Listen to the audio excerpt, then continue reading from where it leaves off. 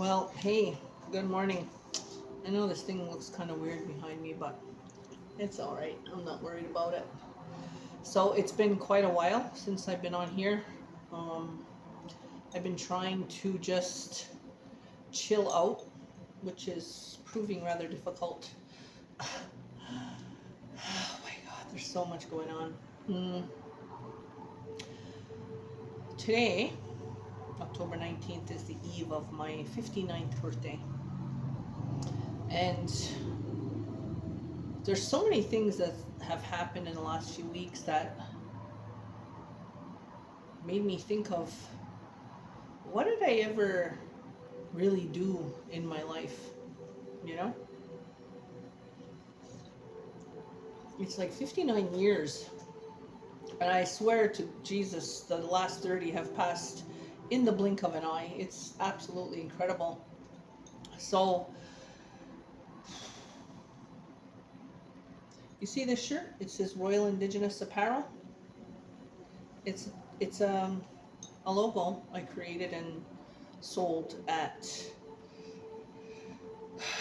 one of our community gatherings 3 years ago, 3.5 now, almost. No, 2023, 2025, so 2 years and a bit. So for me, I used to make fun of my mother. I used to say, oh my God, mommy, you start everything and then you just don't go with it. You just let it go. You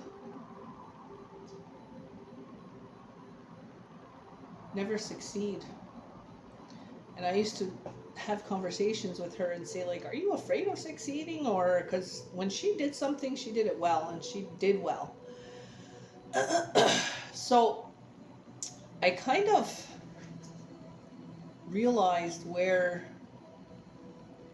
why she was how she was, because I'm kind of like that too.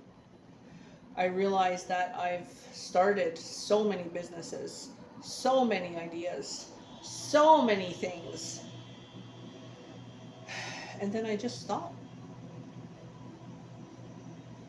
And it's still there. Like, I still want to make this successful, but I just gave up the domain name. I just stopped. And I think it's because, people say this ADD and this ADHD. I don't know if that's what it is with me. Could be. But I do feel that it's a lot of post-traumatic stress. If you watch my other videos, I had a father who was violent verbally, physically, emotionally, and intellectually. He was violent. And we were like his little POWs, to be honest with you. It's pretty sad, but that's who he was. So, oh, this was my mother's cup, by the way. It's true. I forgot about that. Happy Sunday.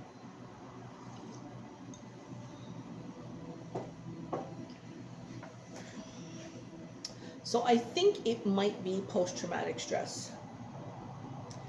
I've seen counselors. I've worked with counselors. I've always had a traditional healer, a traditional counselor, done sweats. I've done a lot of things. So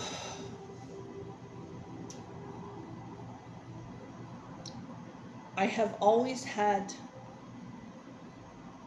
so many things in my heart and in my mind that I wanted to do.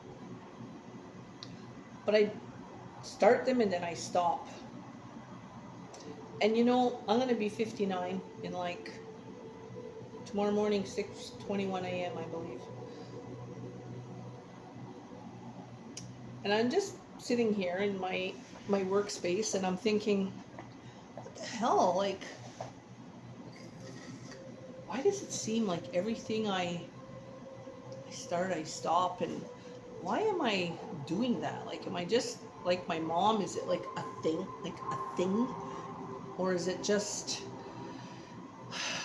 a response from life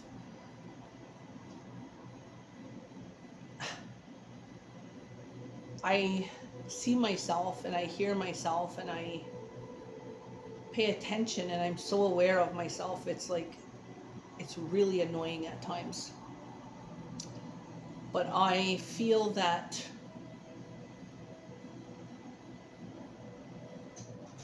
all of my life I was demeaned, bullied, belittled because I have a French last name.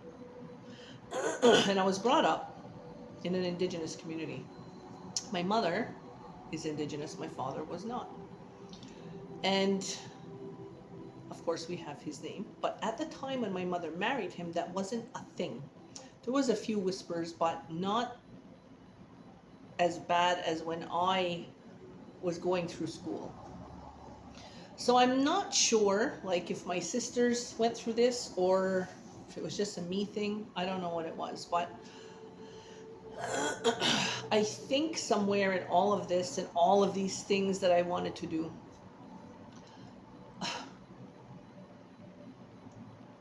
I always allowed my life to take over, and kind of that was my reasoning and my justification for not moving forward or going anywhere or making any of those businesses successful. So I guess the message is, if you have a whisper, and it's sometimes thunderous and deafening, if you have a whisper to do something, that's literally, I believe, the universe, God, your soul, whatever you want to call it, telling you to don't be afraid. We got you. And you're going to succeed. Everything's going to be okay. So for myself, as much as I do believe that, and I hear those whispers, sometimes, yes, thunderous and still very loud,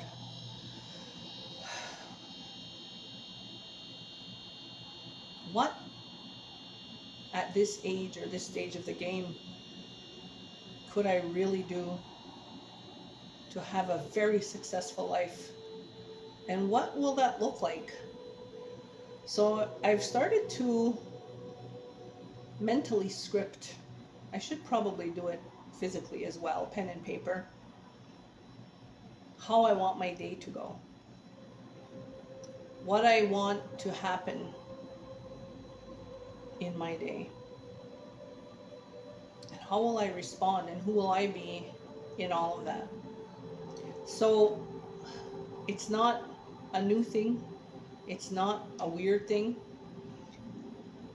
Most, or many, or probably all of the most successful people on the planet have somehow, in some way, always written down what they wanted, their goal, their dream, their aspirations, what they're looking forward to, how they see their life in a year, 6 months, 2 years, 5 years. You know, when my mother passed, I found a bunch of her diaries, and she spoke a lot about how tough I was, and about, you know, my children and my sisters and their children and stuff like that. Nothing bad, just her observations of life and who we are, who we grow into as people. And all of it ended with, please God, take care of my children and my grandchildren.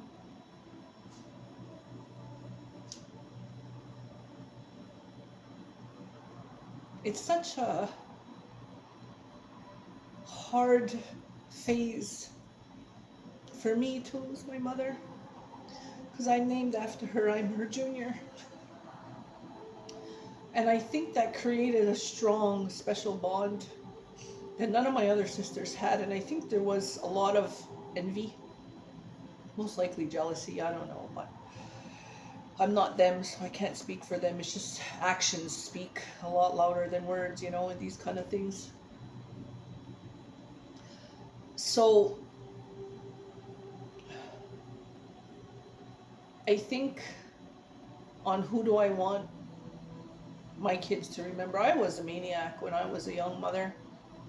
I was a maniac. I was brought up by a freaking Lucifer himself. One of my sisters used to call him Lucifer. He'd call her name. She'd say, "Yes, Lucifer." Lucifer. Oh my God. Anyway, I have to start though with me, and if I could do anything different in the last 40 years, it would be that I would have been kinder to myself.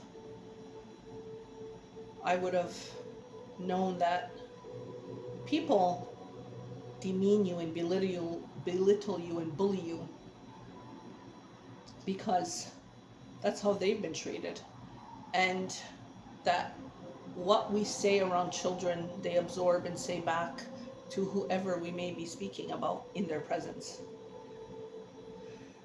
That nobody really cares when you walk into a gym and you're 260 pounds like I was at one time. Nobody cares that you're there. They're too interested in themselves and looking in the mirror at themselves. But there are a lot of people who care that you're okay and that you're well and that you're healthy. And that family members are not always your best friends.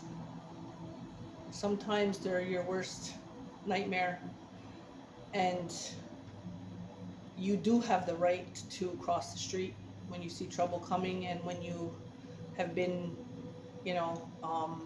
disrespected on many levels continually. When I was bringing up my kids, I was a maniac, like I said. And I spoke about those diaries of my mother's because she pointed out a lot of things about me that were so true and so honest. And I am many times upset with myself, embarrassed of myself, ashamed of myself that I behaved that way when I was younger, of course, and crazy. But not only did I have my children watching me, I had my mother watching me. And a lot of time, a lot of people who had nothing, didn't want to look at their own lives, so they were watching mine. But we have to pay attention to in here how we feel, what we say to ourselves, what we think, and what we say to ourselves. Because I've learned over time that everything we speak is a spell over our life. And if you say, "I don't know, and it'll never happen for me, and it'll never get better," then it won't. It just won't. It's just not a good way to live your life. And if you don't believe in yourself, nobody else will. You see, I always believed in myself until I didn't. And when I believed in myself, I started businesses, and then when I didn't, I stopped them. I think that's what happened. I mean, I'm not God. I don't know. I just know, for me, that's what it felt like. And looking back on the last 59 years of my life, and I've forgotten a lot of stuff from childhood because it was so violent and traumatic. I never knew what kindness was. I never knew what love was. I never knew what respect was because I was never treated with any of that. From in my house or even outside my house, people at school, the other kids were just horrible, horrible bullies. And people wondered why I became so tough. Well, I had to be because you were bullying me. You were calling me names, you were pushing me on the ground. And because I was brought up in such a violent home, the only thing I knew was to run and hide.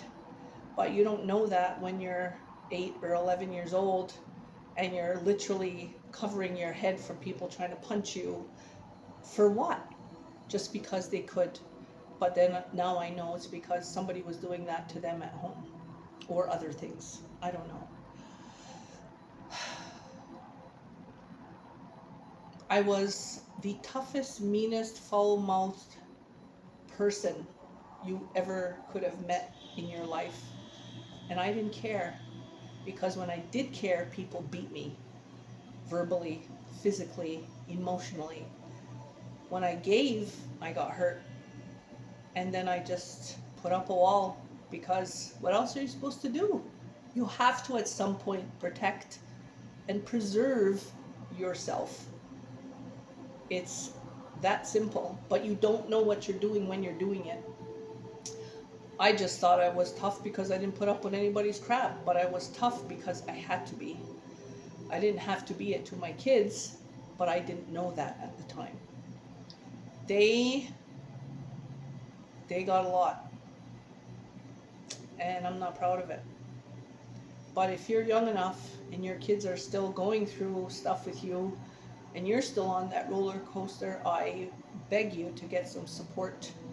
Not alcohol and drugs or smoking or whatever, serial dating, but go and take some time off out of life besides what you can do and who you have in your life. Get rid of everything else and heal yourself.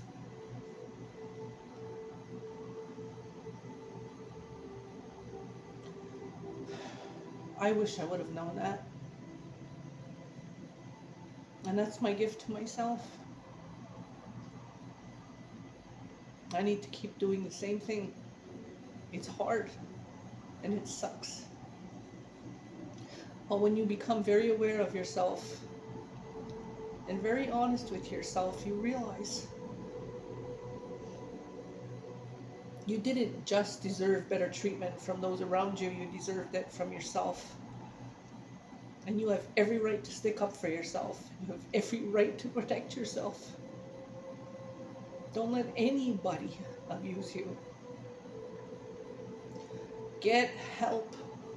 Stand up and kick people around out the door, out of your life. You have that right. It's called self-preservation. I didn't know what it was when I was doing it, but I knew there was just some people that tried to knock me down at a certain age, and I was like, you blah blah, exclamation mark. Oh my God. Money signs, the @ sign, like I was just ferociously protective of myself. And sometimes you have to be, but maybe you could find a better way. So my 59 years, I just have to be better to myself. And whatever that means for me, whatever it means for you, then do it. Don't be afraid of what people are going to say if you're going to hurt their feelings. Because you know what? Nobody's afraid to hurt your feelings. Move on. Move out of the way. Cross the street. Shut the door. Don't answer the call. Don't. Just stop running your head, running around trying to please everybody and do everything and show them, look at me. No. They don't care. Most people don't care. What they care is that they can keep either using you or getting you to do things that they don't want to do. That's the whole truth of it. If they're reciprocating, that's great. But if they're not, take a step back and focus and pay attention and see really what's going on in your life and the people around you and how they're treating you.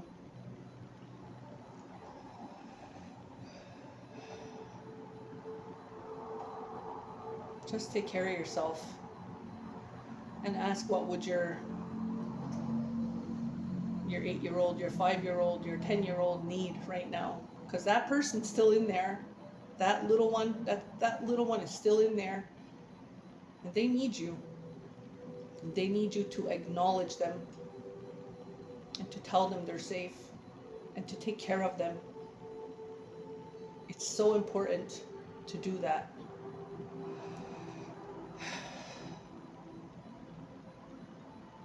I don't do these things for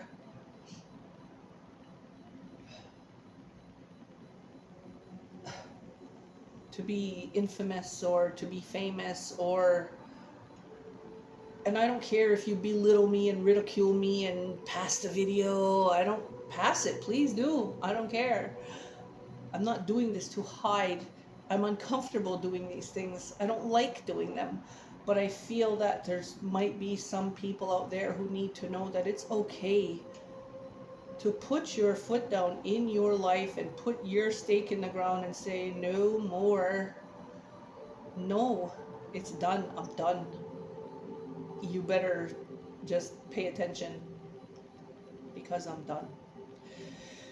And that will weed out the people who have absolutely no good intentions for you on any level in your life, in your work life, in your family life, in your friendship life, even in your parental life. Sometimes you have to put your foot down and say, you don't talk to me like that.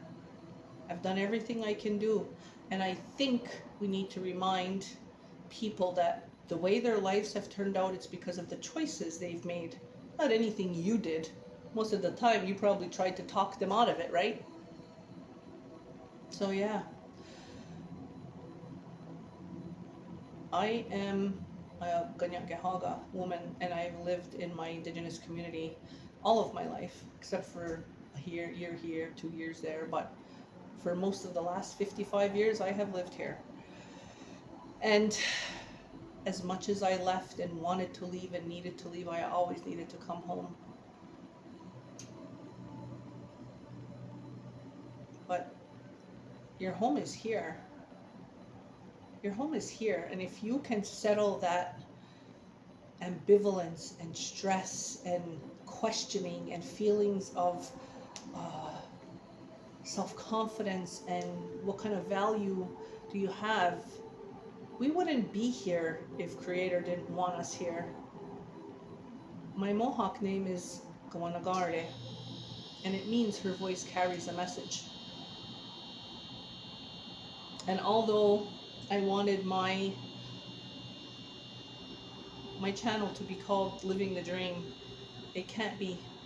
It needs to be Her Voice Carries a Message, because I have so much to say. And if people watch it, they watch it, and if they don't, they don't. My message is going to reach the ones who need to hear it. Be kind to yourself. Be good to yourself. Take care of yourself. And I know I look crappy on this video, and I don't even care. Oh my God, it's incredible. Things are going to change for me in the next 6 to 12 months in a big way, because I have plans. You need to make a plan for yourself too. What do you want? I'm 59. I'm like, so many of my schoolmates have passed from so many different reasons. It makes me very aware that that could be me anytime, especially at this age now.